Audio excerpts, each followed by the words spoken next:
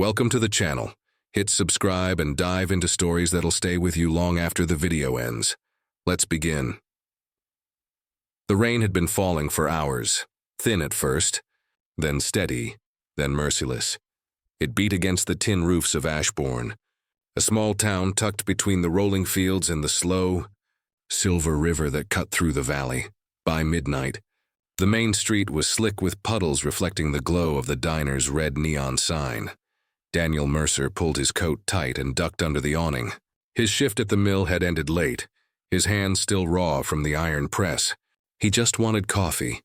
Something hot, something to chase the night away.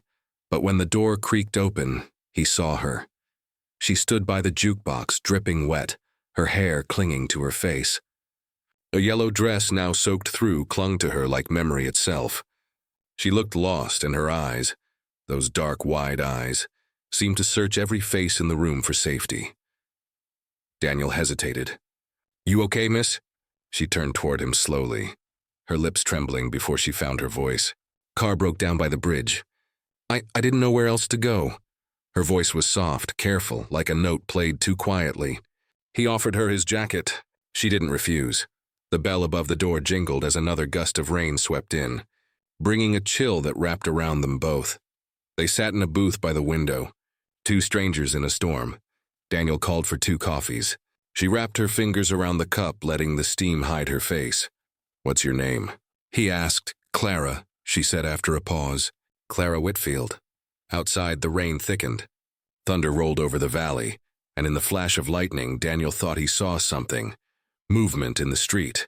A dark shape standing across from the diner, half hidden under the dripping awning of the hardware store. Watching, Clara noticed it too. Her hand tightened on her cup. "Do you know him?" Daniel asked quietly. She shook her head, but her eyes said something else. Minutes passed. The shape didn't move. Then just as suddenly as it appeared, it was gone, swallowed by the downpour. When Daniel turned back, Clara was already on her feet. "I should go," she said. "Thank you for the coffee." "You can't walk out there," he said, standing too. "It's half a mile to the bridge." She hesitated at the door, her fingers trembling on the handle. "I'll be fine," she whispered. And then she was gone. The rain swallowed her silhouette, and Daniel stood in the doorway long after she vanished, watching the empty street until the storm eased into silence. The next morning, the sheriff's car was parked by the diner. 2 deputies stood in the mud by the bridge, faces grave. Daniel's stomach tightened as he stepped closer. A broken car, passenger door open. No sign of anyone, just a yellow scarf caught in the reeds. He picked it up, heart pounding, and from the ridge above the river, the sheriff called out, "Mercer, we need to talk." The scarf smelled faintly of rain and perfume, something floral, almost innocent. Daniel turned it over in his hands as Sheriff Harland approached, his boots squelching in the mud. "You saw her last night," the sheriff said flatly. "Didn't you?" Daniel nodded. "At the diner. She said her car broke down." The sheriff squinted at the horizon, chewing on the end of a matchstick. "Clara Whitfield. Name sound familiar?" Daniel shook his head. "She's the mayor's niece," the sheriff said. "Been missing since last week. Left town with a man named Randall Brooks.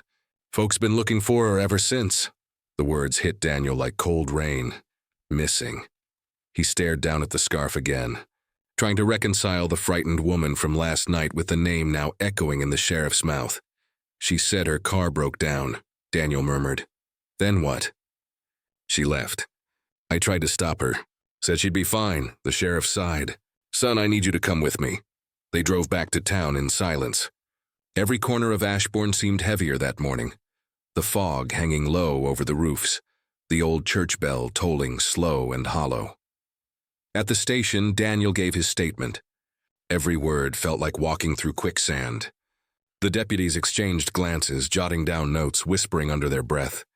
When he left, people watched him from behind curtains. Gossip moved faster than rain in Ashbourne. That evening, as he sat on his porch with a cigarette and a cup of cold coffee, he heard tires crunching on the gravel road. A car stopped out front. A woman stepped out. The same yellow dress. The same eyes. Clara. He froze. She walked up the path, her shoes muddy, her hair tangled. She looked pale, shaken, but alive.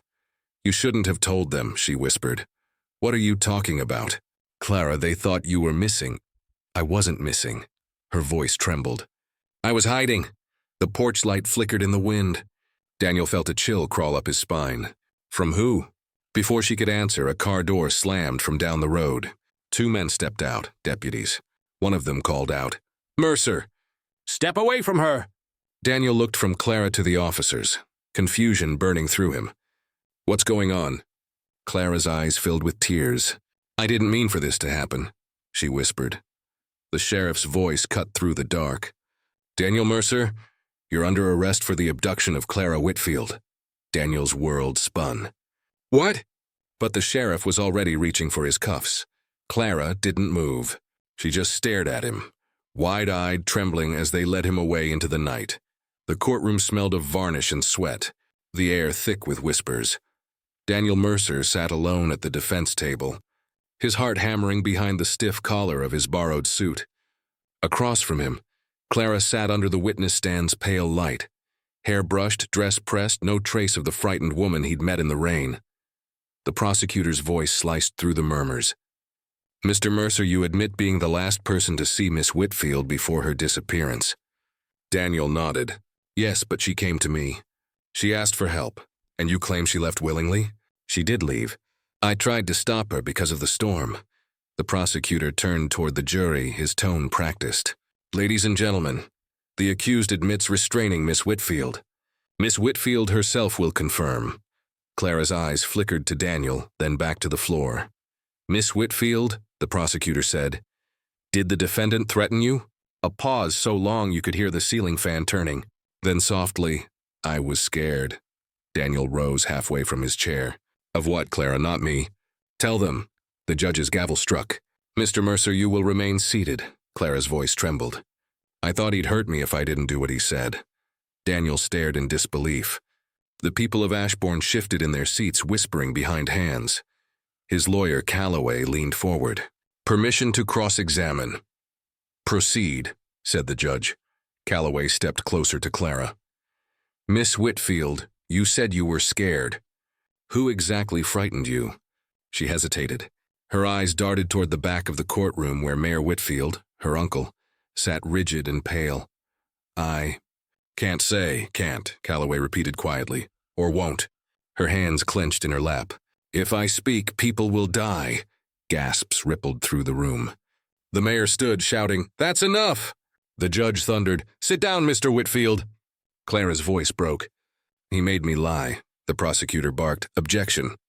But the damage was done.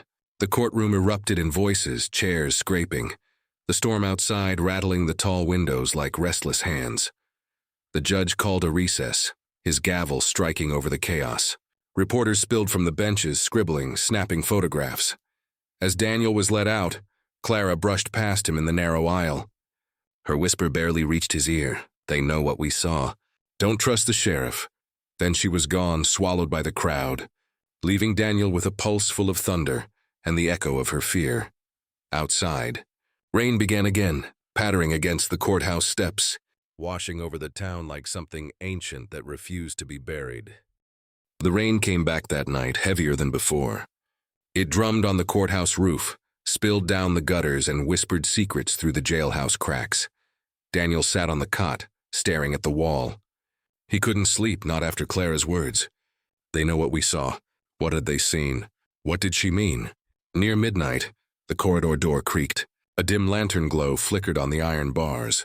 Clara stepped into the light. "Clara?" Daniel whispered. "Quiet." Her face was pale, eyes red from crying. "I don't have long." He moved to the bars. "Tell me the truth." She looked over her shoulder, voice trembling. "It wasn't you they wanted. It was Randall Brooks, the man I left town with. He worked for my uncle. He found something, bank records, ledgers, proof the mayor was laundering money through the mill." Daniel's blood ran cold. "And Randall?" "They killed him," she whispered. "Made it look like he ran off. I saw it happen. I ran too. When my car broke down, I just needed to hide. Then you found me, and the sheriff. He's in on it. Everyone in that courtroom works for my uncle." Thunder rolled. The cell shuddered as lightning flashed white through the barred window. Clara's tears shimmered. They made me lie about you. Said if I didn't, I'd end up in the river like Randall. Daniel reached through the bars, gripping her hand. We can still stop them. Go to the state police. Someone outside Ashbourne. She shook her head. They'll silence us before we ever get there. Footsteps echoed. Clara's eyes widened. Tomorrow, don't say anything. Just listen. Then she was gone, vanishing into the storm. When morning came, Daniel was led into the courtroom again. But it was different this time. The benches buzzed with unease. The mayor wasn't there. Neither was the sheriff. Then the door opened. 2 federal agents walked in, rain still dripping from their coats. One of them spoke firmly. By order of the U.S. Attorney's Office, this court is suspended pending investigation into corruption and obstruction. Gasps filled the room. Clara entered behind them, guarded but free. She raised her eyes to Daniel. The agent continued. Miss Whitfield has provided evidence of crimes committed by Mayor Whitfield and Sheriff Harland. Mr. Mercer is hereby released of all charges. Daniel closed his eyes, breath trembling. When he opened them, Clara was staring back, silent tears cutting through her calm. He mouthed the words, "Thank you." She only shook her head. "Not yet," she whispered. 2 nights later, the storm broke for good. The air smelled of wet earth and wildflowers. Daniel walked down to the bridge where it had all begun. The moon hung low above the river, its silver light tangled in the reeds. Clara was there, waiting. Her coat fluttered softly in the breeze. They found the papers, she said quietly. Randall's notes, everything. My uncle's gone. The sheriff, too. It's over. Daniel studied her face, the faint bruises fading beneath her eyes. Then why do you look like you're still afraid? She smiled faintly. Because truth doesn't end things, it starts new ones. And some people don't like that. A car approached from the far end of the bridge. Headlights washed over them. 2 agents stepped out, silhouettes against the light. Clara turned toward them. They're taking me to the city. I'll testify. They said I'll be safe. Daniel's chest tightened. And what about me? You go home, she said gently. Start over. Let the river forget us, he laughed softly. How do I forget the rain? She took his hand, pressed something into it. The yellow scarf, now dry and folded. Then don't, she whispered. Remember it. Just don't come looking for me. The agents called her name. She turned to go, but paused halfway across the bridge. For a moment, she looked back, her eyes glinting with that same quiet sorrow he'd seen the first night. Thank you, she mouthed.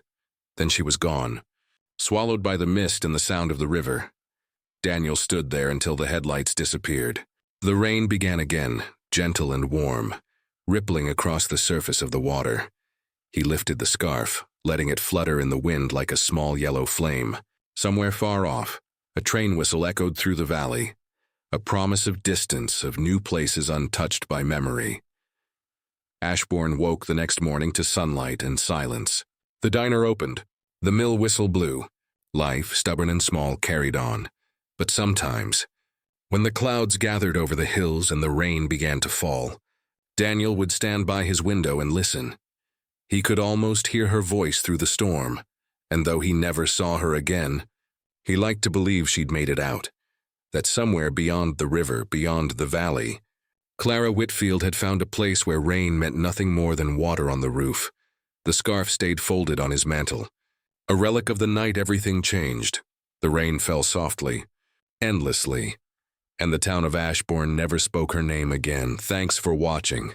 Subscribe and visit the channel for more real-life true stories.